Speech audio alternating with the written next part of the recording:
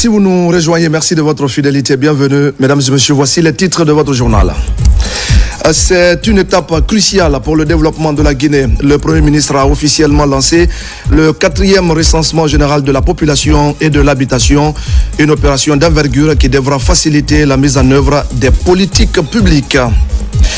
Le ministre secrétaire d'État marocain du commerce extérieur vient d'effectuer une visite de travail à Conakry, des échanges avec des cadres guinéens autour des opportunités d'investissement dans notre pays. On reviendra sur cette mission de prospection et de potentiel partenariat. Comment promouvoir l'image et valoriser les potentialités de la commune de Ratoma? La première édition du Festival des images aura tenu toute sa promesse. Sur place, autorités et partenaires sont restés mobilisés pour la réussite de l'événement. Voilà pour le sommaire. Bonsoir à tous. La Guinée vient donc de franchir une nouvelle étape importante dans la planification de son développement. Ce samedi, le Premier ministre a lancé officiellement le dénombrement principal du 4e recensement général de la population et de l'habitation. Un exercice de grande envergure qui mobilise plus de 23 000 agents sur tout le territoire national. Retour sur cette cérémonie avec Ousmane Bangoura. Après des semaines de formation et de préparation logistique, 23 400 agents recenseurs sont désormais prêts à aller sur le terrain. Ils vont parcourir villes, quartiers et villages pour collecter des données fiables sur la population et les logements. Une opération cruciale pour doter la Guinée d'indicateurs actualisés nécessaires à la planification du développement. Pendant 14 jours, ces agents ont bénéficié d'une formation portant sur plusieurs modules, dont entre autres le dispositif organisationnel de données, la méthodologie du développement principal, le schéma de transfert des données, les outils de collecte, la configuration des appareils et des applications informatiques. La planification basée sur les données fiables est sans doute le meilleur outil public d'aide de prise de décision par les autorités compétentes. Je me dois de rappeler que l'Institut national de la statistique, établissement public à caractère administratif, ne dispose toujours pas de son propre siège. Présents à la cérémonie de lancement, les partenaires techniques et financiers ont réaffirmé leur engagement à accompagner la Guinée dans ce processus. Nous sommes conscients que des défis subsistent, qu'ils soient techniques, logistiques ou liés à l'adhésion des populations. Mais ces défis peuvent être surmontés grâce à une approche fondée sur la transparence, la coordination multisectorielle et la mobilisation citoyenne. Je réitère l'engagement constant du groupe de la Banque mondiale aux côtés de la Guinée pour accompagner ces efforts de développement et de modernisation au bénéfice des populations. Il faut se faire compter pour faire en sorte que nos besoins, nos rêves et notre potentiel soient pris en compte. Donc, continuons nos efforts communs. Aujourd'hui, on est tous et toutes des agents de recensement avec notre gilet. Et encore une fois, un grand remerciement et un encouragement pour le succès de cet exercice de développement principal. Pour le ministre du Plan et de la Coopération internationale, ce 4e recensement est une étape décisive pour la Guinée. Le dénombrement principal du RGPH4 est à inscrire dans le sillage de la vision structurante du président de la République, son Excellence le général Mamadi Doumbouya, chef de l'État, qui a fait de la maîtrise de nos données, de la modernisation de notre gouvernance et de la planification rigoureuse au développement des piliers essentiels de son programme de transformation nationale. Dans le cadre du programme Simonu 2040, programme de développement socio-économique durable et responsable, le recensement n'est pas un événement isolé. Il est un outil stratégique de souveraineté et d'efficacité, mais aussi un outil extrêmement important qui nous permettra de suivre, d'évaluer, d'ajuster nos politiques publiques. Le Premier ministre Amadou Ouriba a pour sa part invité les populations à s'impliquer pleinement dans cette opération d'intérêt national. Ce recensement général de la population et de l'habitat concerne toutes les personnes qui habitent en Guinée. Le recensement général permettra par la suite de savoir il y a combien de populations d'origine étrangère, de nationalité. C'est tout cela qui nous permettra d'avoir une idée extrêmement précise. En ce qui concerne l'habitat, c'est très important de répondre avec exactitude. Est-ce que nous sommes propriétaires? Est-ce que nous sommes locataires? Cela aussi peut permettre d'envisager. S'il n'y a que des locataires, les pouvoirs publics auront une obligation d'envisager une politique publique en ce qui concerne l'accès au logement. D'où la nécessité de répondre au questionnaire avec beaucoup plus de fiabilité. Ce dénombrement principal du 4e recensement général de la population et de l'habitation va s'étendre sur 4 semaines. Il constitue une opération essentielle pour mieux connaître la Guinée d'aujourd'hui et mieux préparer celle de demain. Le ministre du Travail et de la Fonction publique tient au respect des exigences en matière de modernisation de l'administration publique. Faya François Bourouno vient de signer le contrat de performance 2025 avec les différents services. Désormais, chaque entité dispose d'une feuille de route claire qui devra être évaluée dans sa mise en œuvre. C'est un compte rendu de Mamadi Terna Kamisoko. Dans le cadre de la mise en œuvre du programme Guinée Vision 2040 qui requiert une forte implication des départements sectoriels, le ministère du Travail et de la Fonction publique s'engage résolument sur la voie de la performance.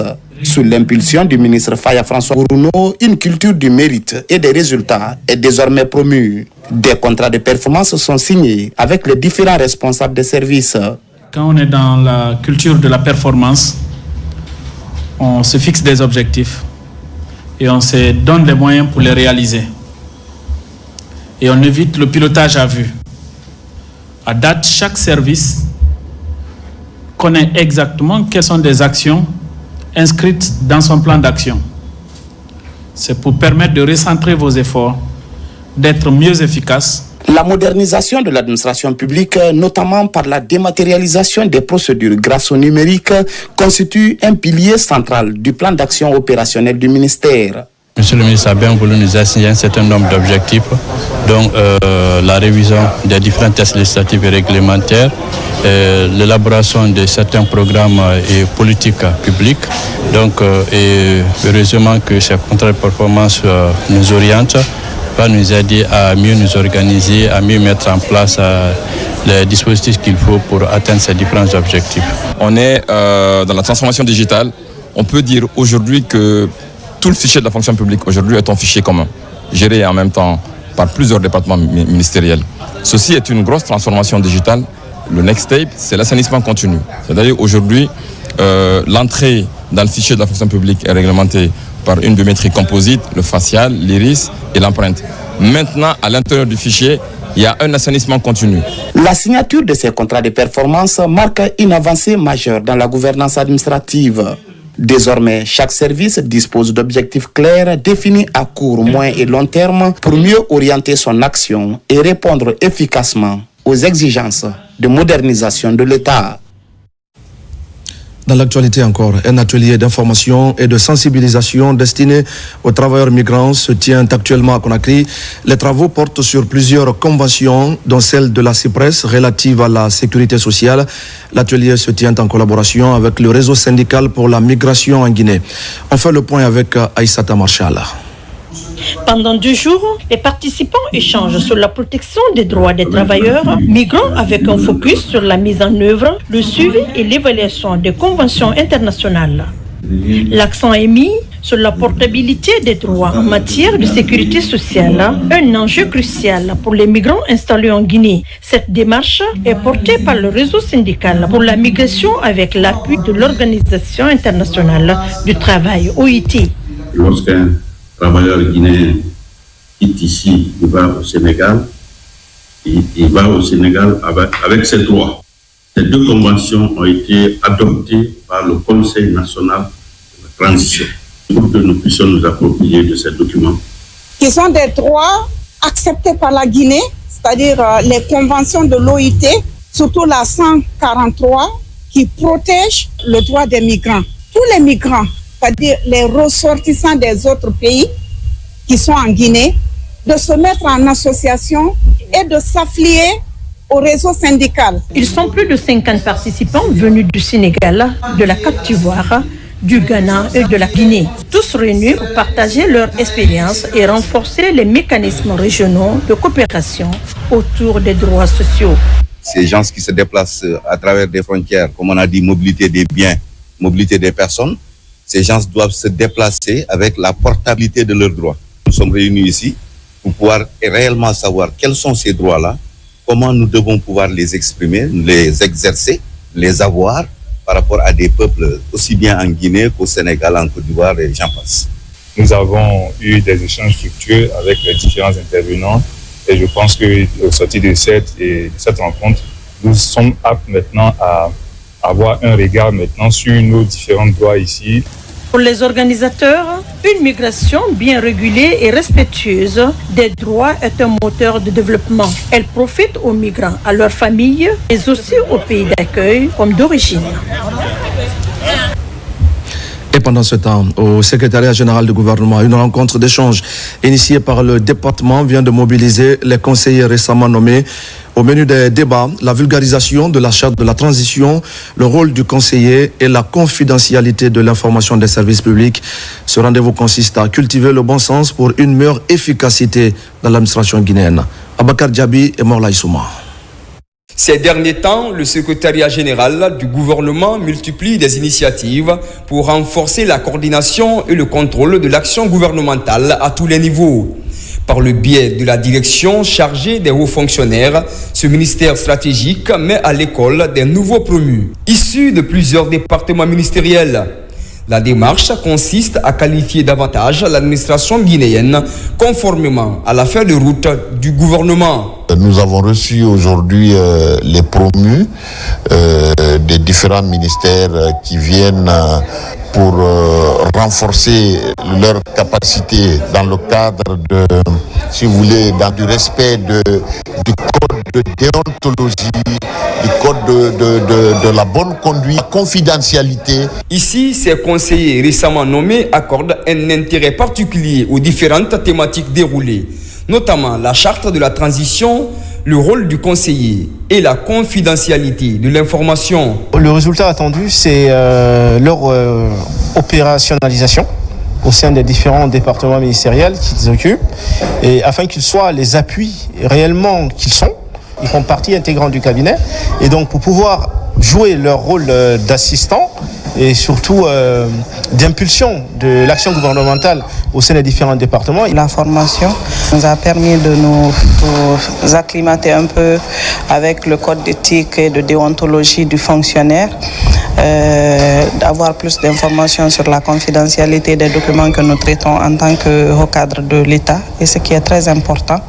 Cette stratégie de modernisation des services publics interpelle désormais tous les hauts cadres de l'administration publique à l'abandon de mauvaises pratiques dans la gestion administrative.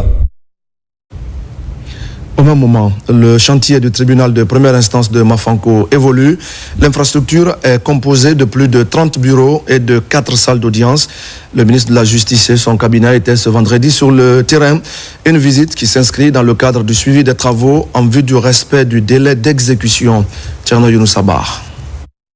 Conformément à la maquette, le futur palais de justice du tribunal de première instance de Mafanko sort de terre. Une infrastructure moderne qui va intégrer toutes les commodités pour un meilleur cadre de travail. Sur le terrain, le ministre de la Justice évalue le chantier. 5 mois après sa dernière visite sur les lieux, le constat semble satisfaisant. Les grosses œuvres sont quasiment réalisées. Le bâtiment principal n'attend plus que de recevoir la toiture. Vous avez vu, nous sommes en train de faire les poteaux décoratifs qui bloquent la pose de la charpente. Donc aujourd'hui, par rapport à l'ancienne visite, il y avait beaucoup de choses qui n'étaient pas faites. Aujourd'hui, vous avez vu constater que vraiment tout ce qui est travaux de maçonnerie sont presque terminés. Dans ce bâtiment à 2 niveaux, il est prévu plusieurs bureaux, 4 salles d'audience, un parking pour les travailleurs et justiciables. À terme, Il devra donc faciliter la bonne administration de la justice.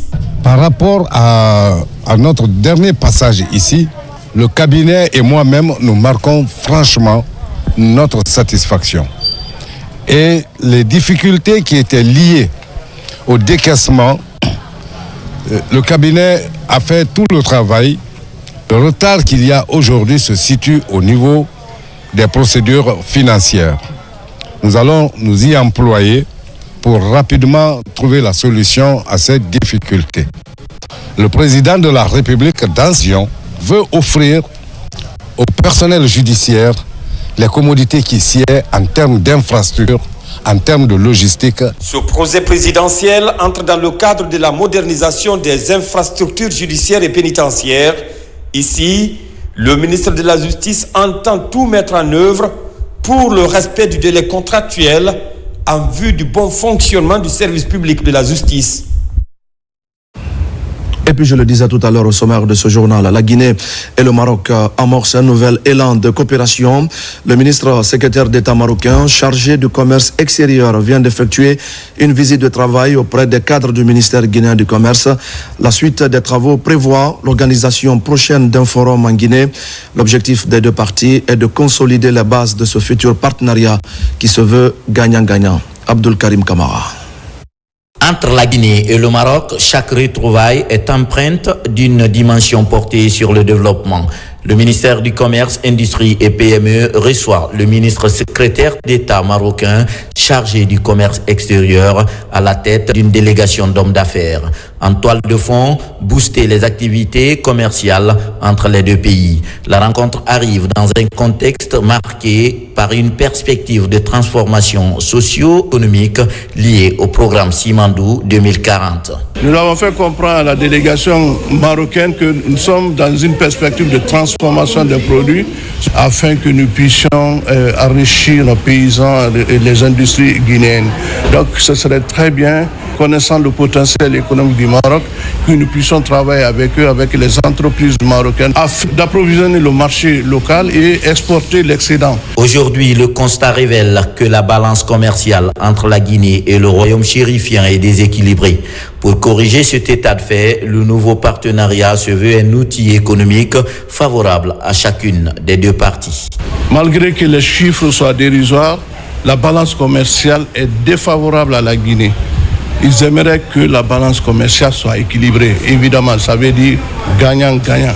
Au-delà même du Royaume du Maroc, tous les pays avec lesquels nous devons coopérer aujourd'hui doivent aller dans ce sens. Il ne faut pas que ce soit une coopération déséquilibrée en matière économique et en matière commerciale. Il est d'ailleurs prévu l'organisation d'un forum en Guinée devant permettre aux hommes d'affaires marocains de se faire une idée du potentiel dont dispose le pays. La partie marocaine invite à son tour le ministère du Commerce, Industrie et PME au forum d'affaires sur la ZLECAF qui se tiendra les 11 et 12 décembre 2025 à Marrakech.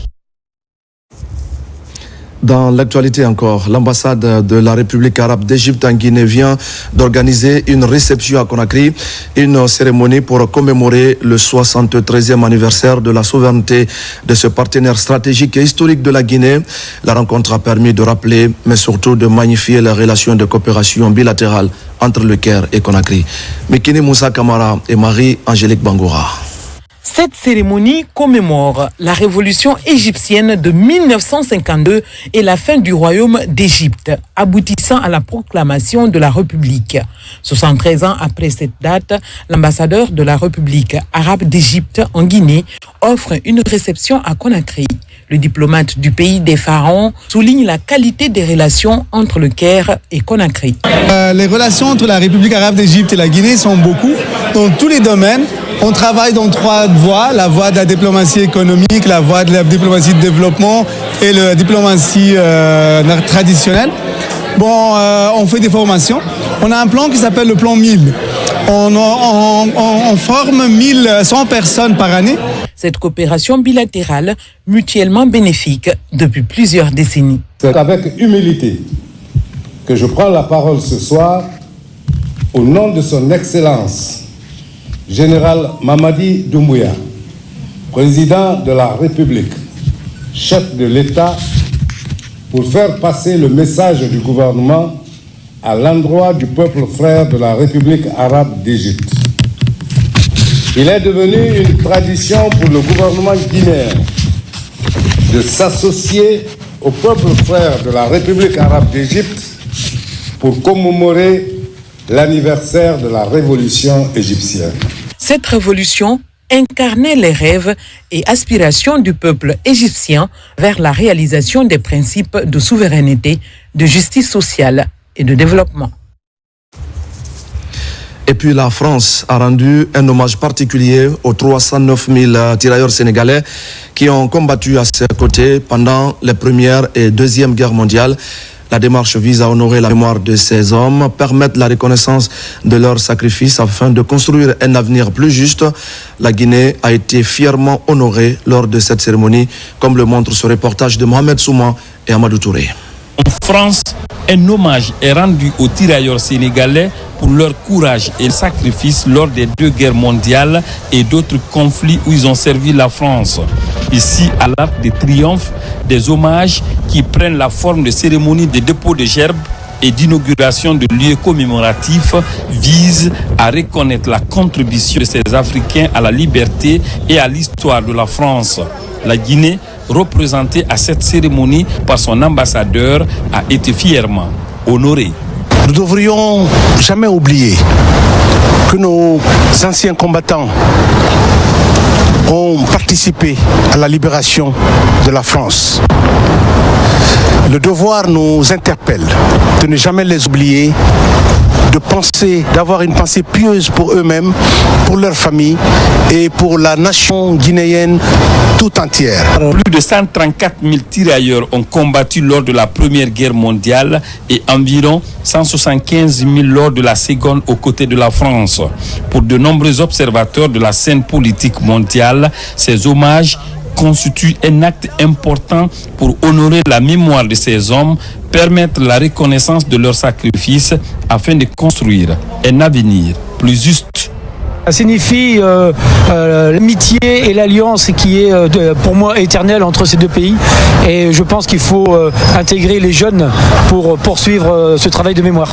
Ces hommages visent également à reconnaître le rôle des tirailleurs dans les guerres coloniales et post-coloniales et à réparer les injustices qu'ils ont subies, notamment en termes de reconnaissance financière et de traitement. Ils sont aussi l'occasion de rappeler l'importance du devoir de mémoire et de lutter contre l'oubli des injustices qu'ils ont subies, notamment le massacre de Thiaroye.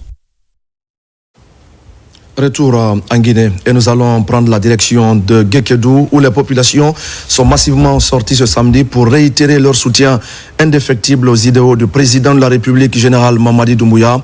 Dans une détermination sans faille, ces citoyens ont, à travers une marche dénommée Marche de la paix, exprimé leur joie et leur satisfaction quant aux actions de développement entreprises par le chef de l'État. Plusieurs ministres ont rehaussé la cérémonie de leur présence. Le film avec adjudant-chef Bakar Kamano, correspondant de la presse militaire. Fervent soutien du CNRD depuis les premières heures de la prise de responsabilité par les forces de défense et de sécurité. Guékédou réitère son allégeance au président de la République, son Excellence le général Mamadi Doumbouya, sous le leadership du ministre du Travail et de la Fonction publique Faya François Bourno et du ministre secrétaire général du gouvernement Benoît Kamano, tous 2 fils et natifs de la localité. Les filles et fils de Guékédou ont organisé ce samedi 5 juillet 2025 dans la localité de Tchendenan Dembadouno une marche dénommée Marche de la paix. J'exprime un sentiment de joie, de satisfaction et de reconnaissance envers le président de la République, le général Mamadi Doumbouya, qui a accordé beaucoup de projets à la préfecture de Guékédou, qui depuis le 5 septembre a bénéficié le bitumage des voiries urbaines, le barrage hydroélectrique Kenon qui a été accordé, dont les travaux vont démarrer incessamment. La population reste reconnaissante de ce geste. Le projet PAC qui va être relancé à travers le pôle G, n'est-ce pas, avec un financement déjà obtenu. La population exprime un espoir quant à la relance du secteur agricole, la création d'emplois et l'amélioration des revenus des populations de Guékédou. Donc aujourd'hui, c'est une joie immense pour moi de voir cette forte mobilisation des femmes, des jeunes et des hommes de Guékédou. Malgré la forte pluie qui s'est abattue sur Guékédou ce samedi, la population de cette ville hospitalière est sortie massivement pour dire oui au président de la République, son Excellence le général Mamadi Doumbouya, mais également à la nouvelle constitution. Une initiative qui s'inscrit dans une dynamique de reconnaissance des efforts de développement entrepris par le chef de l'État, chef suprême des armées, en faveur de la République de Guinée et de son peuple. Elle vise également à promouvoir et à préserver les acquis du CNRD et de son président.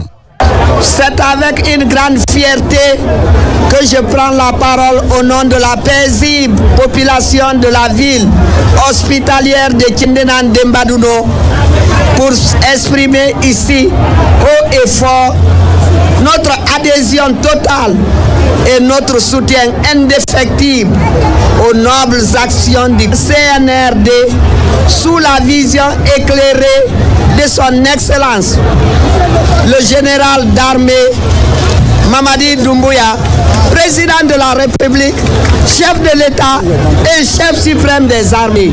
Guékédou est une ville résiliente. Guékédou est une ville courageuse. Guékédou est une ville en marche. Elle a marché aujourd'hui sous la pluie. Elle continue à marcher et elle va continuer à marcher pour soutenir le président de la République, le général Mamadi Doumbouya, et toutes les actions que le CNRD pose depuis le 5 septembre pour le développement intégré, durable de toute la Guinée, sans distinction de territoire, d'ethnie et de religion. Sous l'ère du CNRD, la ville de Guékédou se relève progressivement et bénéficie de nombreux projets sociaux de base. Cela grâce à la vision éclairée du président de la République, son Excellence le général Mamadi Doumbouya, ainsi qu'au dynamisme de ses fils et bras valides évoluant dans l'administration publique et privée. On va parler maintenant de la qualification de l'enseignement technique des cadres du département s'apprête à se rendre à Yamoussoukro en Côte d'Ivoire pour un renforcement de capacités. Avant leur départ, ils ont été reçus par la ministre Aminata Kaba. Des messages d'encouragement leur ont été transmis pour leur voyage d'études. Moussa Komara. Affectés récemment au ministère de l'enseignement technique, de la formation professionnelle et de l'emploi, ces nouveaux cadres s'apprêtent à faire un voyage d'études. Dès ce samedi, ils seront en Côte d'Ivoire pour renforcer leurs compétences en gestion d'établissements publics pour une période de 3 mois. Ils ont été sélectionnés sur une base très transparente par un comité de sélection qui a filtré parmi un millier de personnes et ce sont les critères transparents de sélection qui ont conduit à ce qu'un comité composé de 9 personnes ont pu trier sur le volet ces 15 personnes. Ce programme est une étape cruciale de Simandou Academy. Il intervient après la signature, il y a quelques mois, d'un partenariat fécond avec la Côte d'Ivoire. La prise en charge est entièrement assurée par le gouvernement guinéen. Vous allez partir en Côte d'Ivoire pour quelques mois. Vous allez être notre porte-flambeau, notre porte-voix.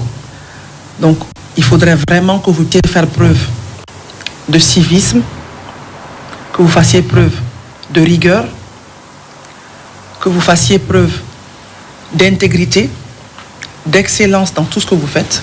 Il y a diverses compétences qui sont représentées, diverses ethnies qui sont représentées et tout ça dans l'esprit du chef de l'État. En Côte d'Ivoire, la formation va être intensive selon les initiateurs. Entre joie et défi, ces heureux récipiendaires s'engagent à répondre aux attentes du gouvernement. Je vais m'y appliquer entièrement dans ma formation afin d'acquérir tout le savoir que je vais bénéficier là-bas en Côte d'Ivoire et venir dispenser ce savoir ici en Guinée au profit des jeunes, au profit de la population. Depuis le 5 septembre 2021, l'enseignement technique et la formation professionnelle sont au centre des priorités nationales. Une question à présent dans ce journal. Comment freiner l'utilisation du mercure dans les stations d'exploitation artisanale de l'or? La question était donc récemment en débat à Cancan. Il s'agit pour le projet Planète Gold Guinée d'impliquer les acteurs dans la lutte contre ce produit chimique très dangereux pour des vies humaines et pour les écosystèmes. Yamokaba. Dans les zones minières, l'utilisation du mercure dans l'orpaillage impacte les populations et l'environnement. À Kangan, ce problème de santé publique mobilise les acteurs de lutte pour couper la chaîne d'approvisionnement au niveau des exploitations minières artisanales à petite échelle de l'or. au cœur de ce combat commun. Planète Gold Guinée, un partenaire de l'État, pour contribuer à l'élimination de l'utilisation du mercure dans les mines artisanales. Dans nos 3 sites d'intervention, les artisans utilisent vraiment le mercure. Donc c'est pourquoi Planète Gold a organisé cet atelier de formation pour permettre à tout le monde de connaître quels sont les dangers liés à l'utilisation du mercure. Le mercure est très dangereux et comme nous le savons, et aujourd'hui ça tue à petit feu. Et à travers ça, on ne peut pas dire mais il y a beaucoup de nombres qui ont eu des maladies à cause de ce mercure. Et souvent on interprète très mal et tout en disant que peut-être que c'est lié à d'autres choses, mais pourtant c'est les méfaits néfastes de ce mercure-là. Entre engagement et propositions, de belles idées se rejoignent à Nabaya pour apporter des mesures décisives. Le rendez-vous intéresse les ministères de la Santé et de l'Environnement pour sauver l'écosystème et la vie humaine. Je sais désormais que les patients que je verrai, en tout cas dans le futur de ma profession médicale, qui viendraient surtout des zones minières ou des zones où vraiment cette exposition est forte, il fera attention aux symptômes qui ont été décrits tout à l'heure, à savoir la toux, les irritations cutanées. Si nous voulons mettre fin à l'utilisation de mercure, c'est de voir d'abord comment les exploitants se procurent du mercure. Si nous arrivons à couper les chaînes d'approvisionnement, vous allez voir tout à l'heure que vraiment l'utilisation va être minimisée. Prochaine étape, des séances de sensibilisation dans les zones d'intervention du projet pour exposer les signes cliniques de ce produit chimique très dangereux. Avantage, éliminer complètement le mercure pour permettre aux mineurs d'être en bonne santé dans la sécurité afin d'améliorer leurs conditions de vie. Dans l'actualité encore, la faculté des sciences et techniques de la santé renforce son engagement dans la formation des professionnels et dans la production du savoir scientifique. Les spécialistes développent des stratégies pour lutter efficacement contre les effets indésirables des médicaments, un repositionnement pour améliorer la santé des populations. Mounir Bari. Comment améliorer la surveillance des effets indésirables des médicaments? La question est prise très au sérieux à la faculté des sciences et techniques de la santé. Les spécialistes du système hospitalo-universitaire s'approprient 2 concepts clés, la pharmaco-épidémiologie et la pharmacovigilance. Ça a été vraiment un déclic dans ma tête de suivre cette formation et de voir encore en plus de ce que nous faisons dans nos services, qu'est-ce qu'on pourrait apporter encore de plus. Et au sortir de ce diplôme, on a appris beaucoup. On a appris qu'il faut vraiment signaler tout effet indésirable, non seulement par les patients, les médecins et tout professionnel de santé. Nous produisons le savoir, nous formons les agents et nous le mettons à la disposition de l'État. Et donc cette première cohorte de praticiens formés en pharmacoépidémiologie, pharmacovigilance est une cohorte extrêmement importante quand on sait quelle est la place qu'occupe la pharmacovigilance dans un système de santé. L'objectif, rassurer les populations sur la sécurité des traitements face aux maladies émergentes. Ces praticiens sont désormais capables de détecter les signaux d'alerte et de notifier les cas à temps. Les recherches cliniques ne sont pas faites que normalement simplement au niveau de la faculté de médecine et de pharmacie. Il y a également au niveau de l'enseignement supérieur où les gens font des essais cliniques et donc pour nous c'est un plus pour savoir comment évaluer les dossiers au niveau de la Direction nationale de la pharmacie et du médicament. Les médicaments, une fois qu'ils sont introduits dans le circuit dans nos pays, ne sont plus suffisamment surveillés. Alors ils peuvent être responsables de beaucoup d'autres problèmes. Et donc cette formation vise à renforcer les capacités des apprenants sur la surveillance des effets indésirables des médicaments. Cette première cohorte marque une avancée notable tant sur le plan national qu'international. Titulaires des diplômes universitaires spécialisés, ces experts se disent renforcés dans leurs compétences et prêts à mieux intervenir dans les structures de santé. Et c'est dans ce contexte que la prolifération des drogues illicites, notamment la drogue couche, préoccupe les autorités guinéennes face à la menace sans cesse croissante qu'elle représente désormais pour les jeunes. Des actions concrètes se mettent en place. La direction générale de l'Institut itinérant de formation et de prévention intégrée contre la drogue vient de tenir une réunion d'urgence à Conakry. Les détails pour comprendre avec Sona Sagnon. L'actualité en Guinée rappelle la menace grandissante que représente la drogue, notamment le couche, pour la santé publique et la sécurité. Face à cette urgence, le ministère de l'Enseignement supérieur, de la Recherche scientifique et de l'Innovation, à travers l'Institut itinérant de formation et de prévention intégrée contre la drogue et autres conduites addictives, a convoqué une réunion de crise à Conakry. Au regard de la recrudescence des décès liés à la consommation de l'usage de la drogue couche, principalement dans la région du Grand Conakry. Autrement dit, c'est pour un état des lieux de la consommation de drogue, plus spécifiquement la consommation de la drogue couche. L'avenir de chaque nation repose sur sa jeunesse, dont il faut protéger à tout prix.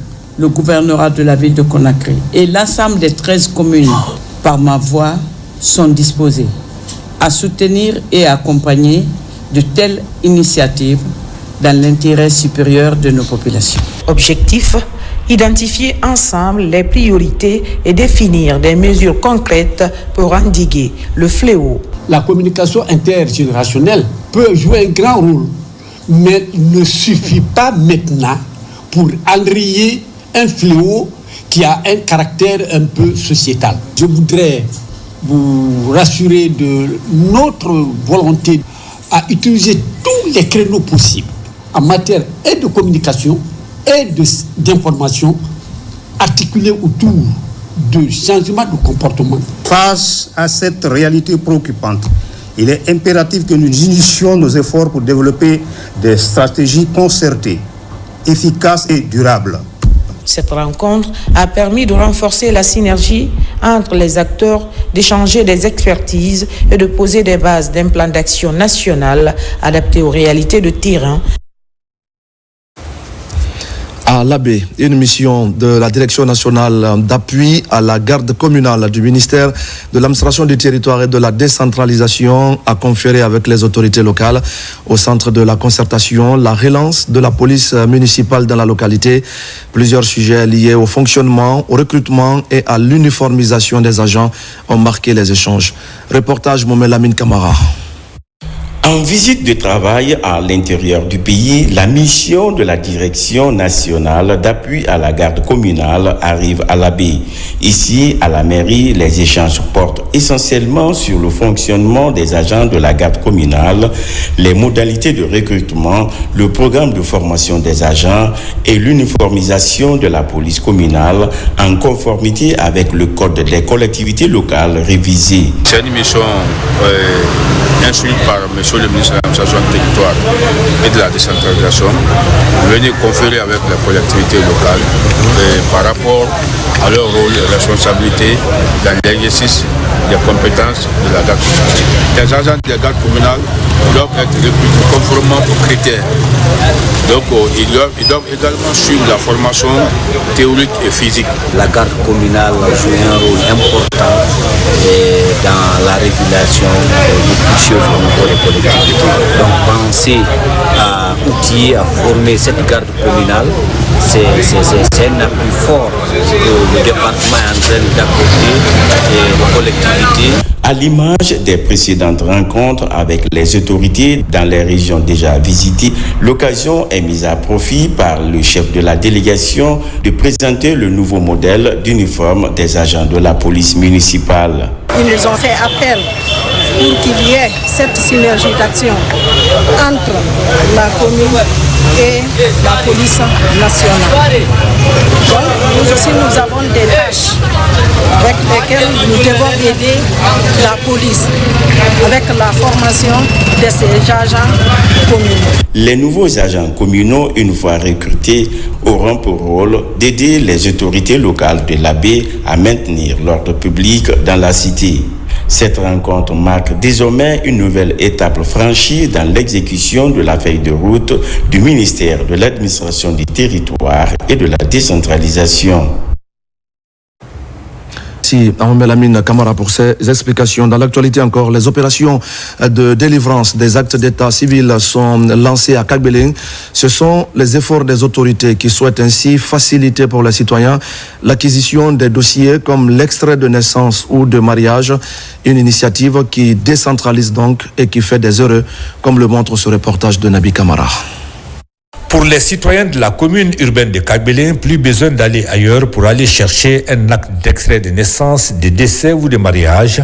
Ces documents sont disponibles désormais sur place à la mairie de la commune, précisément au service de l'état civil. C'est pourquoi on a déjà mis en place ici une salle de biométrie qui est déjà équipée par le MATD via nos partenaires multimédia Glory Guinée, qui ont mis tout le nécessaire à notre disposition. Et là, ce sera maintenant une identité unique pour toute personne, fiable et unique. Le lancement officiel du recensement de cette biométrie numérique a eu lieu cette semaine à la mairie de Kagbélé. C'est pour justement rapprocher les populations de leur commune pour l'établissement de l'état civil. L'acte que nous posons ce matin, à travers le lancement officiel de la biométrie numérique, est un acte de progrès et un acte de transparence, de modernité. Il vient concrétiser la volonté du président de la République, le général Mamadi Doumbouya, de doter notre commune d'un système d'identification fiable, sécurisé et respectueux des standards internationaux. En ce jour, 50 sites sur toute l'étendue du territoire sont en train de donner de façon gratuite les actes de naissance numériques à tous les citoyens. Dans les jours à venir, des équipements mobiles seront mis à la disposition de chaque commune sur toute l'étendue du territoire afin que les enrôlements puissent encore être facilités dans le processus du rapprochement de l'administration publique auprès de la population à la base. Kagbélé, l'une des nouvelles communes de Conakry, se dote petit à petit des moyens indispensables aux besoins sans cesse croissants de ses populations. Et puis les responsables de la société Hamana SA étaient face à la presse. Une rencontre pour parler des activités au port autonome de Conakry. Les responsables de la société saluent les actions en cours et s'engagent à accompagner les réformes initiées par le CNRD. À sa tête, le chef de l'État général Mamadi Doumbouya, Nabillahi Moussa Kamara et Issaga Kamara. Les opérateurs économiques devant la presse pour faire le point de leur activité au port de Conakry. Après avoir présenté la physionomie d'avant et celle d'aujourd'hui, ces responsables ont apprécié les réformes engagées par les autorités du CNRD. Avant, le bateau est débarqué à 1500 tonnes à 2000 tonnes au port. Mais après la signature du 5 septembre, le bateau maintenant, il travaille 24 heures sur 24 heures, 7 sur 7. Donc, la pénalité des bateaux, on a l'habitude de payer à 5 milliards, à 10 milliards de francs guinéens, a été disparu. Puisque c'est nous, les commerçants, avec la population qui paye ça. Mais la population, les gens ne connaissent pas ça, il faut expliquer ça. Donc, ça veut dire que chacun a bénéficié là-dedans. Avec cette libéralisation, les frais que payaient les opérateurs économiques ont chuté de façon drastique. Par ailleurs, face aux nouvelles réalités du fonctionnement du port de Conakry, le rétablissement des chemins de fer Conakry-Kankan s'avère indispensable. Le port de Conakry a un rythme qui varie entre 3000 et 3500 tonnes du jour.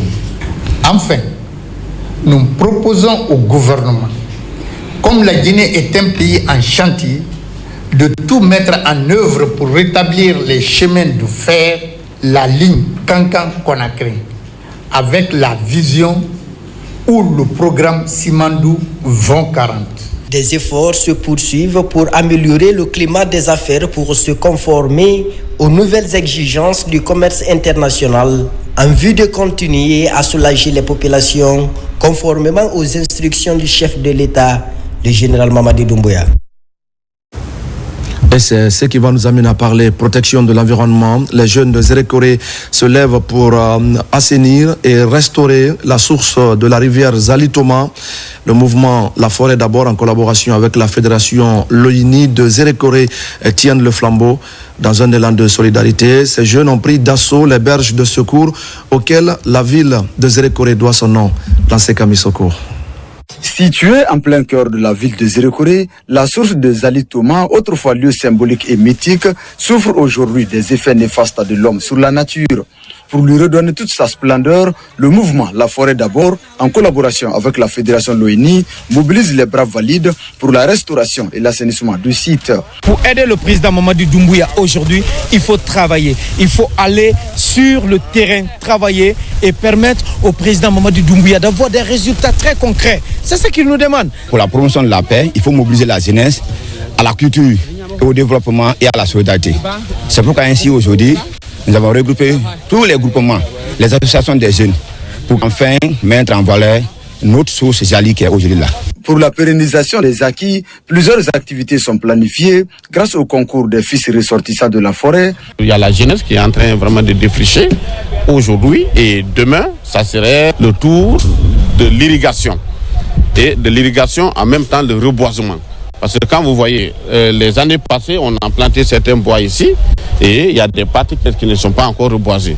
Il faut reboiser et nous allons passer par le ministère de l'Environnement et du Développement durable pour pouvoir appuyer ces reboisements. Cette mobilisation en faveur de l'environnement bénéficie de la main forte du parrain de ces mouvements de soutien au général Mamadou Doumbouya à travers la remise de matériel d'assainissement et d'engins roulants aux acteurs de terrain. Je le disais également au sommaire, la première édition du Festival des images de Ratoma aura tenu toutes ses promesses. Une action portée par les autorités communales en collaboration avec l'Office national du cinéma, de la vidéo et de la photographie. L'enjeu est donc de faire la promotion des activités culturelles et touristiques de la commune de Ratoma. Moussa Bangoura. L'exposition de ces photos annonce les couleurs de la première édition du Festival des images du Ratoma, FIR 2025. Ce rendez-vous culturel consiste à faire la promotion des activités culturelles, touristiques et artistiques de la commune de Ratoma à travers ses arrêts sur image. Cette festivité a permis aux jeunes de notre terroir d'aller sur le terrain, aller recueillir les belles images de leur territoire, venir exposer. Nous, la collectivité de Ratoma, dans la vision du chef de l'État, le général président Mamadou Doumbouya, c'est donner l'opportunité aux jeunes d'évoluer dans plusieurs domaines. C'est une commune qui a beaucoup en matière créative d'offrir. Pas seulement la créativité, mais en matière culturelle, le tourisme, l'artisanat. Ratoma est au cœur. En matière de créativité, nous ne pouvons que nous approcher, les accompagner. Avant l'ouverture de la cérémonie, un concours avait été organisé où une vingtaine de jeunes étaient mis à contribution pour collecter les images de Ratoma. Au finish, les meilleurs ont été primés. Ce travail-là, je faisais ça, même temps je composais pour la fin d'année. Et on ne sait jamais dans quel domaine on peut réussir dans la vie. Tout n'est pas facile, donc il faut essayer tout. Quand même, je vais mettre la photographie dans mon programme. Aujourd'hui, avec cette activité, ça les a permis de connaître la dimension socio-culturelle de Ratoma à travers les images. En plus de l'exposition des photos, une projection vidéo a été aussi faite. Les limites géographiques, les lieux touristiques et les infrastructures publiques de la municipalité ont été expliquées à tous. Un événement, devoir de mémoire, coordonné par la mairie de Ratoma et l'ONASIG. Et voilà, mesdames et messieurs, c'est la fin de ce journal. Merci à tous de l'avoir suivi. Je vous retrouve demain pour d'autres actualités. La Guinée, notre paradis, terre de richesse et d'innovation. Je vous souhaite à tous de passer une belle soirée en compagnie de nos programmes.